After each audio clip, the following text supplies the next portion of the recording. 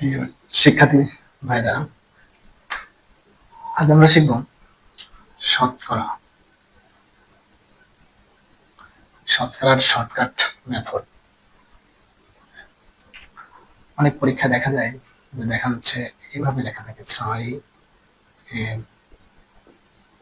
4%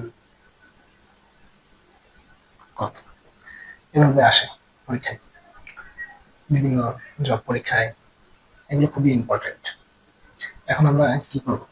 এটা খুবই সহজে আমরা যেটা করতে পারি সেটা হচ্ছে আমরা গুণ করবো শুধু। যেমন 4×6 = 24। 24 লেখার পরে জাস্ট আমরা একটা শর্টকাট মেথড মনে রাখবো, 2 ঘর পরে একটা দশমিক দিয়ে দেবো।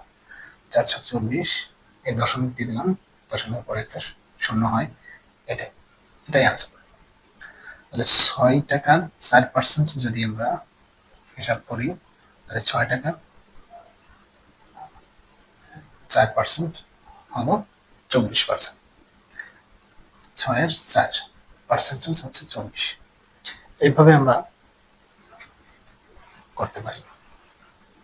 এরকম প্র্যাকটিস করি। মনে করেন 20-এর 5% কত? এখন আমরা কি করব? জাস্ট গুণ করব 20-এর 5%। 20-এর যদি 5% আমরা করি তাহলে কি হবে? 5 দিয়ে যদি এটাকে গুণ করি তাহলে 100। এখন আমাদের ছিল যে 2 ঘর পরে দশমিক, 2 ঘর পরে 1 2, এখানে একটা দশমিক। 20-এর 5% হচ্ছে 1 টাকা। এইভাবে আমরা খুব সহজেই আমরা শুধু এতটুকু মনে রাখবো যে কিভাবে আমরা গুণ করার পরে জাস্ট 2 ঘর পরে একটা দশমিক দিয়ে দেব, তাহলে আমাদের সমাধান শেষ। এরকম যদি থাকে, মনে করেন 72-এর 22% কত, এরকম বড় সংখ্যা, তখন আমরা গুণ করব। গুণ করার একটা শর্টকাট মেথড আমি আগের ভিডিওতে দেখিয়েছি। সে গুণ করার শর্টকাট মেথডে জাস্ট গুণ করাই হচ্ছে আমাদের প্রধান কাজ। গুণ করতে পারলে আমরা 2 ঘর পরে একটা দশমিক দিলে আমাদের অ্যান্সার হয়ে যাবে। তাহলে গুণ করবো কিভাবে? শর্টকাট মেথডে এটা গুণ করতে পারি। যেমন প্রথমে আমরা কি করব? এই পাশেরটা গুণ করব, 2 দুগুণে 4। এরপরে কি করব? ফার্স্ট লাস্ট, তারপরটা এইভাবে গুণ করব। 7 দুগুণে 14, 2 দুগুণে 4, 14 4 18, 18 8 লিখব। এই দুইটা গুণ করে যোগ করব। এখন কি করব? এইটা আর এইটা গুণ করব। 7 দুগুণে 14 আর 18 8 লিখছি, আর হাতে সে 1 15। এভাবে এখন আমাদের যে কাজটা, এখানে একটা 2 ঘর পরে দশমিক দেওয়ার কথা ছিল, 2 ঘর পরে দশমিক দিলেই আমাদের অ্যান্সার হয়ে যাবে। 72-এর 22% হচ্ছে 15.84। এইভাবে আমরা খুব সহজেই এগুলোর সমাধান করতে পারি। মনে করেন 2-এর 4% কত, এরকম থাকলে আমরা কিভাবে করব? এটা থাকলেও আমরা করতে পারবো। 4 দুগুণে 8। এখন আমাদের কথা ছিল যে এখানে সবসময় দশমিকে দিব 2 ঘর পরে। 2 ঘর পরে দিব কিভাবে? তাহলে এখানে একটা শূন্য লিখবো, শূন্য লিখে একটা দশমিক দিলেই হয়ে গেল। এভাবে সহজেই আমরা শতকরা অঙ্কগুলো করতে পারবো। আরো প্র্যাকটিস করি। এখন যদি সংখ্যার শেষে 35-এর 35% কত? সংখ্যার শেষে এটারও 5 আছে, এটারও 5 আছে, তাহলে আমরা কি করব? তাহলে আমরা কি করব? এই পাশে দেখবো আমাদের কত আছে।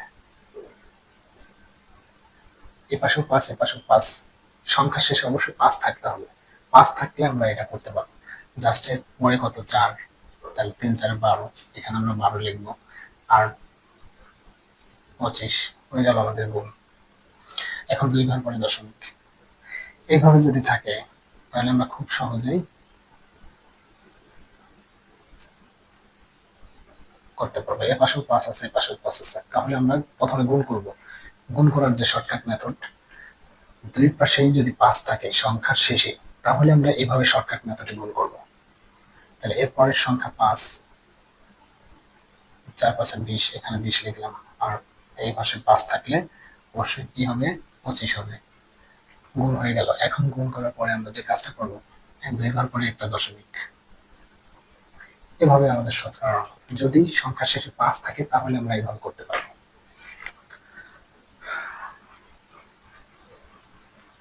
এখন সংখ্যার শেষে ধরুন 20 ইন্টু এইভাবে যদি থাকে তাহলে আমরা কি করব, এরকম যদি শূন্য থাকে তাহলে আমরা খুব সহজে এটা গুণ করতে পারবো।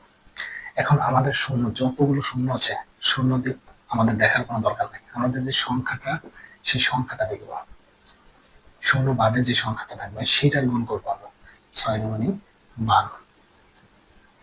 এখন যে কাজটা করব, এখানে 1 2 3 তিনটা শূন্য আছে, তাহলে আমরা 3টা শূন্য লিখলাম। এখন আমাদের কাজ ছিল কি, 2 ঘর পরে দশমিক দেওয়া। 2 ঘর পরে দশমিক দিব, 2 ঘর পরে দশমিক দিলে দশমিকের পরে তো শূন্যর কোনো দাম নেই, অতএব 120। এই 20 টাকার 600% হবে 120, এটাই আছে। এভাবে আমরা খুব সহজেই শর্টকাটের অঙ্কগুলো করতে পারবো।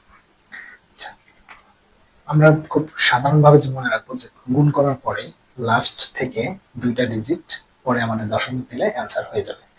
এখন গুণ করাটাই হচ্ছে আসল কাজ। এই গুণগুলো আমরা শর্টকাট মেথডে মনে রাখলে আমরা এই শর্টকাট অঙ্কগুলো খুব সহজেই সমাধান করতে পারবো। আমরা অন্য একটা সমাধান দেখি। মনে করো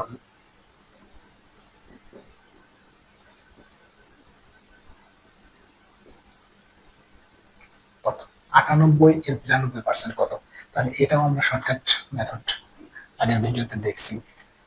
এখন এটার গুণ করার সহজ মেথড কি ছিল, এটা তো 100-র কাছাকাছি, তাই না? তাহলে আমরা পূর্ণ সংখ্যার যে গুণগুলো, আগের যে একটা গুণ, তাহলে এটা কি করব, এখানে 100 থেকে কত কম ছিল, 100 থেকে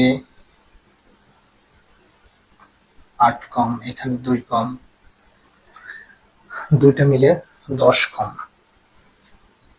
এটা এটা। তাহলে আমরা সেই সংখ্যাটা লিখব। সেই সংখ্যাটা লেখার পরে যে কাজটা করব, এটা আর এটা গুণ করব, 8 দুগুণে 16। এখন জাস্ট 2 ঘর পরে একটা দশমিক দিলে আমাদের অ্যান্সার হয়ে যাবে। মূলত এখানে হচ্ছে আমাদের গুণ করাটাই হচ্ছে কঠিন কাজ। গুণ করার পরে আমরা এটা সহজে কিন্তু সমাধান করতে পারবো। আর প্র্যাকটিস করি। এরকম যদি থাকে,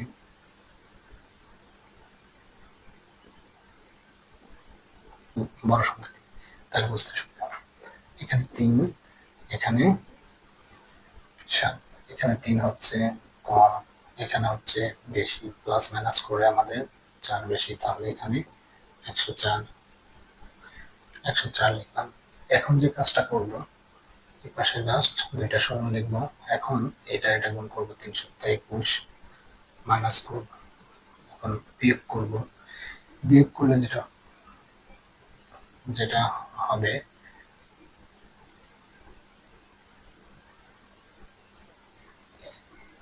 তাহলে আমাদের ছিল 2টা ঘর পরে দশমিক।